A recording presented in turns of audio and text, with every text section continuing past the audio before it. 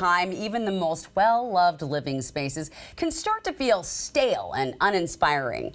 But refreshing a room doesn't mean it has to take a lot of time or money.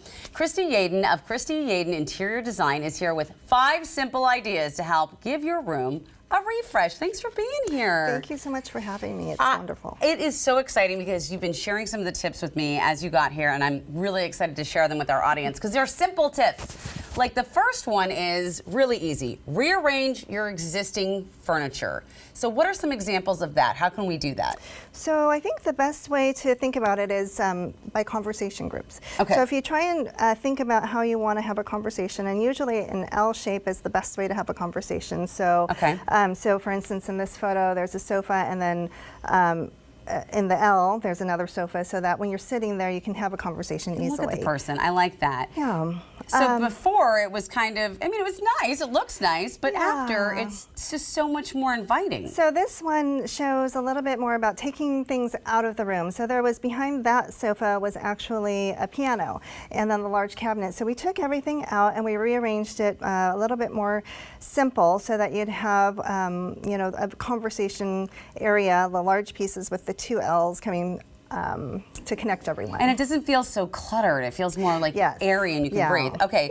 Second, you say add a statement piece. Now, what is a statement piece? Well, it could be art. It could be a carpet. It could be a favorite fabric, a favorite pillow. Ooh, I love that. Anything that inspires you.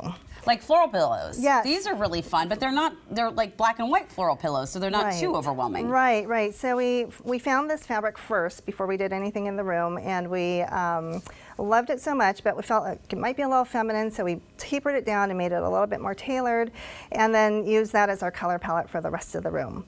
And then you say, we're looking at the before and after, it's beautiful. There was also a black marble fireplace, which is something, a friend of mine was like, what do I do with my fireplace? That is phenomenal. Right, right. So we brought it in the materials and some of the, you know, the wrought iron for the curtains. And so for the fireplace, we brought in a little bit of a chevron pattern in the marble and then a marble hearth in the black. Gorgeous. Well, thank you, and that's all from the fabric. Let's talk about color and texture. You say that adding color and texture really can brighten up the area, really feel that refresh, right? Right, right. You can change your space so quickly with just colors, accessories.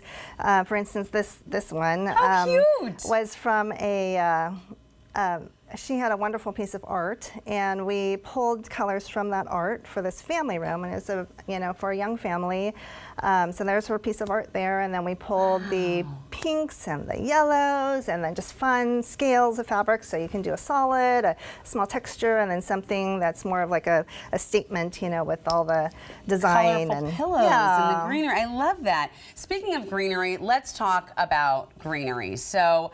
I was just telling you that, well, he's not watching, so I can totally dime him out. My husband bought these hideous fake fall leaves, and I'm like, these are so bad. So fake versus real. Let's talk about that because you said that sometimes they can look good, right? Right, absolutely. I think it's a lifestyle choice. I think it's a matter of if you're up for, you know, changing out the water and so forth, I think you can easily do greens that are fresh. So, you know, they could be anything from the grocery store, any kind of eucalyptus or any kind of, you know, seasonal branches. Like these are summer seasonal branches. You just cut them off a tree outside? Yes, absolutely. You can go outside, and if you have access to, you know, trees, and you can cut.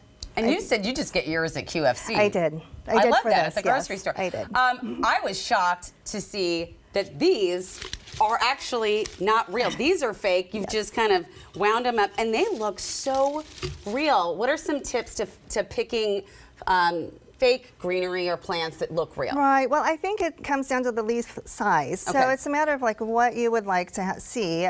This one's a chunkier leaf, so it's the coin eucalyptus, and it's larger in scale than some of the other ones that are smaller, more feathery looking. Yeah. And then I think you just, you know, look at it and see if it looks real. Right. And then you can mold and, you know, fold it however you want. I have mine in a glass vase, but I use like bolt cutters to cut the bottoms off so I didn't have to wind them up. That's smart.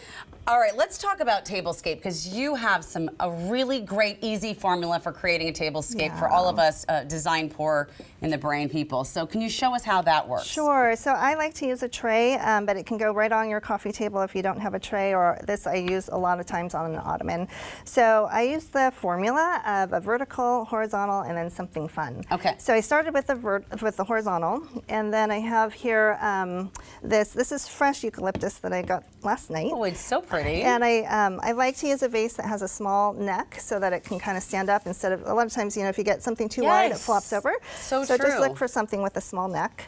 And then, so this is our vertical piece. Okay. And then a horizontal. And then on the horizontal, I like to do, you know, a little something fun. This is your family piece, This right? is my family piece. This is from my dad in the 1970s. Oh, and he brought all my sisters and I'm pretty sure this is one of my sisters, but it ended up back with sorry, us. sis. Yes, ended up back with that us. is so I'm so cute. excited to have it.